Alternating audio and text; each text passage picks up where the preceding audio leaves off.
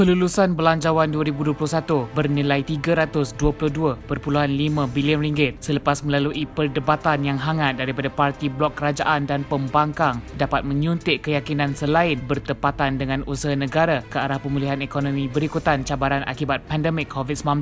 Kelulusan itu amat penting dalam memastikan pertumbuhan negara yang dilihat pulih daripada penguncupan keluaran dalam negara kasar KDNK yang rendah sebanyak 17.1% pada suku kedua tahun ini kepada negatif 2.7% pada suku ketiga 2020. Fellow Academy Science Malaysia, Datuk Dr. Madeline Berma berkata Belanjawan 2021 yang dibentang oleh Menteri Kewangan Tengku Datuk Seri Zafrul Tengku Abdul Aziz pada 6 November lalu menunjukkan kesungguhan kerajaan untuk membantu rakyat, perniagaan dan ekonomi dalam keadaan yang tidak menentu, termasuk mendengar dan memberi perhatian ke atas maklum balas daripada pelbagai pihak termasuk pembangkang. Ahli Parlimen Kinabatangan Datuk Seri Bong Mohtaradin berkata ia juga menunjukkan kerajaan sentiasa mengutamakan kepentingan dan memahami bebanan yang ditanggung rakyat yang ketika ini berhadapan dengan kemelut ekonomi disebabkan penularan COVID-19.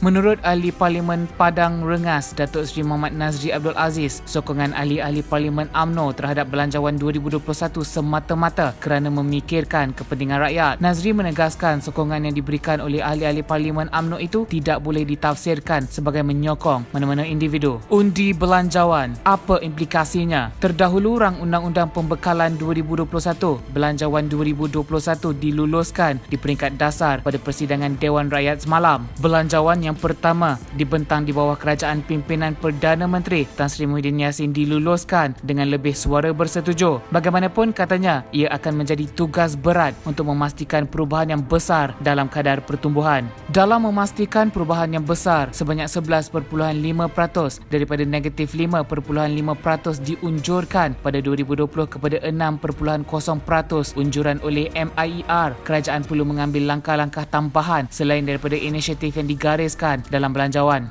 Bank Negara Malaysia BNM mengunjurkan kadar pertumbuhan sebanyak 6.5 hingga 7.5% pada tahun 2021. Beliau berkata MIER telah menggesa kepada lebih banyak pelaburan baharu atau suntikan baharu dalam bentuk wang atau dana untuk membiayai projek infrastruktur yang akan memberi kesan berganda kepada negara dan ekonomi. Katanya ia termasuk membina lebih banyak rumah mampu milik yang akan mewujudkan lebih banyak peluang pekerjaan dan menjana pendapatan boleh guna yang lebih baik untuk orang ramai supaya mereka dapat berbelanja lebih. Beliau yakin kelulusan Belanjawan 2021 akan memberi laluan kepada Malaysia untuk mencapai status negara berpendapatan tinggi seperti yang digariskan dalam Wawasan Kemakmuran Bersama 2030 WKB 2030, tetapi dengan syarat kerajaan melaksanakan pembaharuan struktur dan langkah-langkah yang luar biasa. Pembaharuan struktur itu termasuklah mengkaji sistem cukai dan kemungkinan melaksanakan semula cukai barang dan perkhidmatan GST yang tidak popular. Maybank Investment Bank Research baru-baru ini berkata Kementerian Kewangan telah menubuhkan satu jawatan kuasa untuk mengkaji pelbagai langkah untuk melonjakkan pendapatan termasuk kemungkinan memperkenalkan semula GST. Dalam nota penyelidikan yang dikeluarkan pada Isnin susulan dialog dengan Menteri Kewangan Tengku Datuk Seri Zafrul Aziz yang diadakan Jumaat lepas, ia memetik Tengku Zafrul berkata langkah-langkah lain termasuk menganalisis kelemahan rejim cukai dan kesan percukaian baharu ke atas ekonomi. Kementerian itu juga dikatakan sedang mengkaji pilihan untuk cukai-cukai baharu seperti cukai karbon dan cukai digital, merasionalisasikan inisiatif cukai, meningkatkan pentadbiran cukai dan audit cukai seperti memperkenalkan angka pengenalan dan penambahbaik analitik data. Keputusan majoriti pembangkang untuk tidak menyokong cadangan mengadakan undian secara belah bahagi kerana tidak mahu mengganggu Belanjawan 2021 di peringkat awal memandangkan masih terdapat proses yang perlu dilalui. Ketua Pembangkang Datuk Seri Anwar Ibrahim berkata Belanjawan 2021 masih boleh ditolak pada bacaan dan perbahasan seterusnya sekiranya ia tidak memenuhi aspirasi rakyat. Sehubungan itu, beliau mengingatkan ahli Parlimen Kerajaan supaya jangan meraihkan kemenangan terlalu awal kerana Belanjawan 2021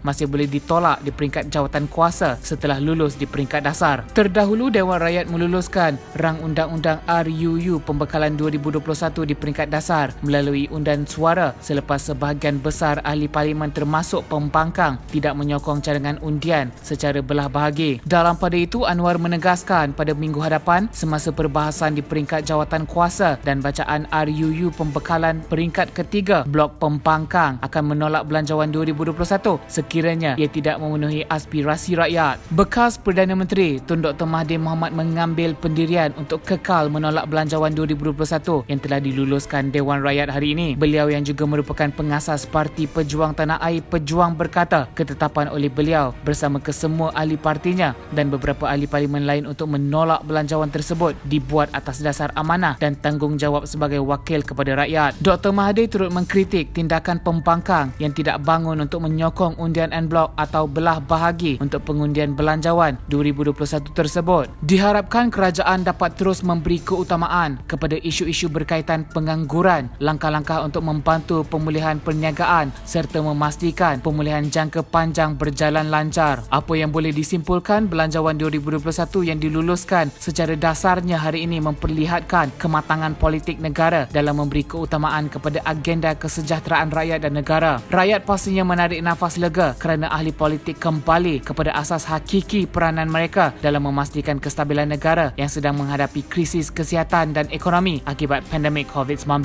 Berjuanglah untuk rakyat, wahai pemimpin. Anda sedang membantu memulihkan semula ekonomi negara. Untuk info dan perkembangan politik yang lebih menarik, sila subscribe, share dan like di saluran TV One Channel.